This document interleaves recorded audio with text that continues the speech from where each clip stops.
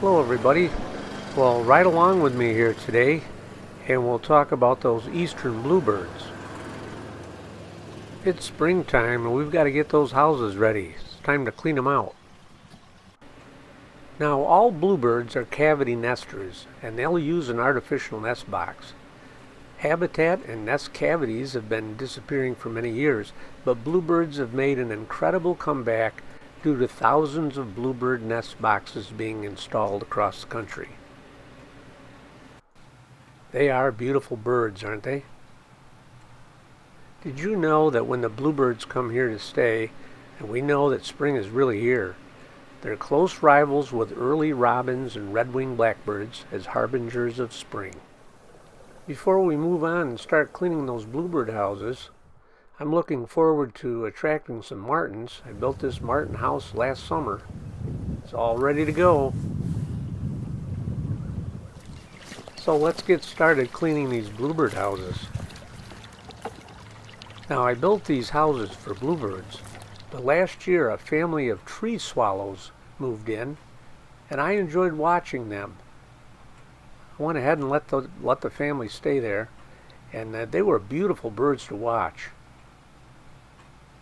Swallows are a very common bird, but if you take the time to watch them, you'll see that they're very acrobatic and they really are a beautiful bird. So we'll go ahead and clean this first house out, and I just stick a nail down through the front there and into that sideboard, pull the nail out, and I can lift up that side and clean the house out.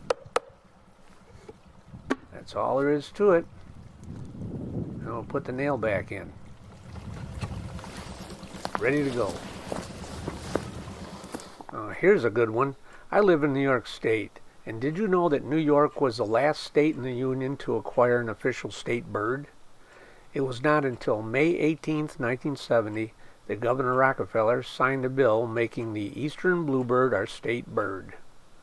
What took so long?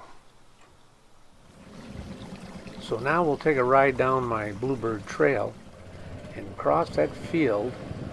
On the property line is a tree line, and there's fence posts down through there, and that's where I decided to put up some bluebird houses. So we'll take a ride down the hill here and across this portion of the field, which is really wet this time of year. And we'll come to our first bluebird house. You may be able to see it there in the distance.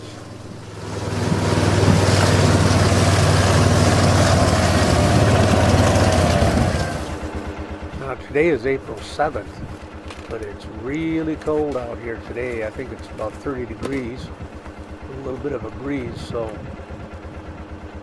we're waiting for spring to come. The calendar says it's spring, but it certainly doesn't feel like it. So again, we'll pull that nail out and tip up that side again and clean things out. Once in a while I'd take a ride down through here last summer, and I never remember seeing a bird in here, but obviously there was, so I'm not sure what bird nested here. I'll keep an eye on it this year. It's so cold that in this particular house the bird's nest is frozen to the bottom. We had a really long winter. It was cold and we got a lot of snow. So today when that sun came out, I was anxious to get out there and enjoy it a little bit. Hey, did you know to attract bluebirds, put your bluebird house up 3 to 4 feet high? Old fence posts make a good spot to attach the house. Bluebirds like wide open spaces rather than dense bushes or trees. Now that was a pretty good spot right there for a bluebird house. It was out there in the open, which is what the bluebirds like. And as we go down the tree line here, this next bluebird house really is not in a very good spot for a bluebird. But I went ahead and stuck it in there anyway. And you'll kind of see it's right in a pretty wooded area here. So we'll see what happens this year. Sometimes the bluebird will fool you and they'll go ahead and move in.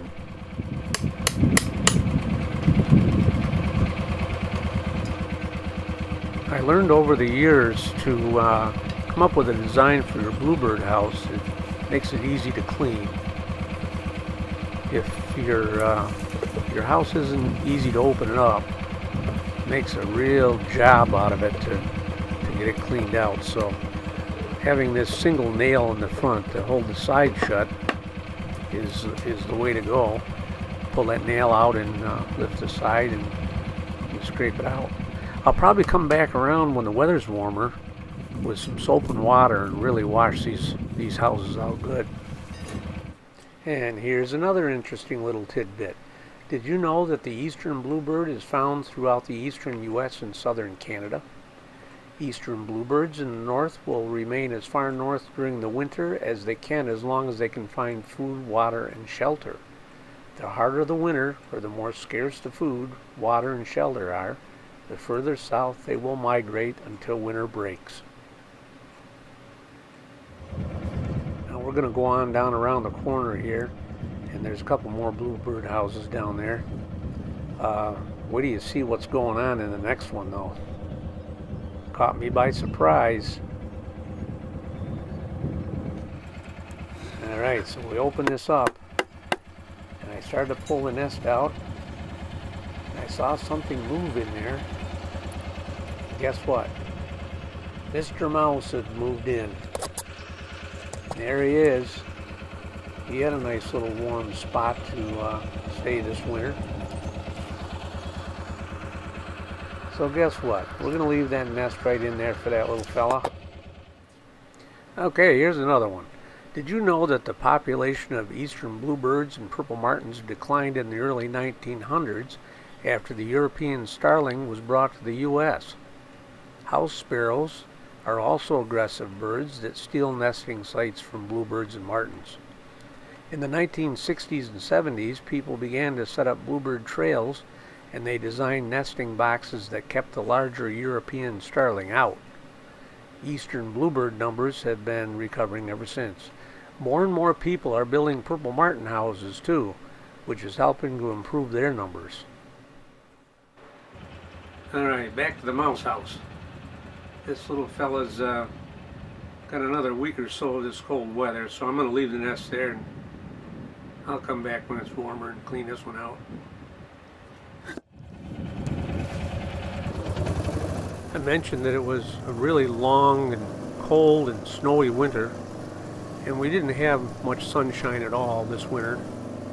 Very few clear nights. And so when that sun came out today, I said, I'm going to get out there and enjoy it, even though it is cold.